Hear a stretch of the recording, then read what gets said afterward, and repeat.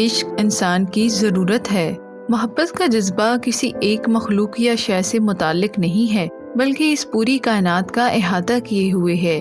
انسانوں کی اس دنیا کی بات ہو تو بالخصوص ادیب اور شعراء نے عشق اور محبت کو اپنی تخلیقات اور تحریروں کا خاص موضوع بنایا ہے۔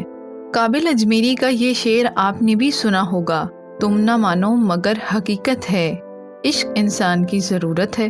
ممتاز ادیب اور ڈرامہ نگار اشفاق احمد عشق مجازی اور عشق حقیقی کو کچھ اس طرح سمجھاتے ہیں: اپنی انا اور نفس کو ایک انسان کے سامنے پامال کرنے کا نام عشق مجازی ہے، اور اپنی انا اور نفس کو سب کے سامنے پامال کرنے کا نام عشق حقیقی ہے۔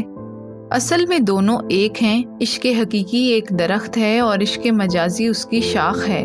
جب انسان کا عشق لا حاصل رہتا ہے تو وہ دریا کو چھوڑ کر سمندر کا پیاسا بن جاتا ہے، چھوٹے راستے سے ہٹ کر بڑے مدار کا مسافر بن جاتا ہے، تب اس کی طلب، اس کی ترجیحات بدل جاتی ہیں۔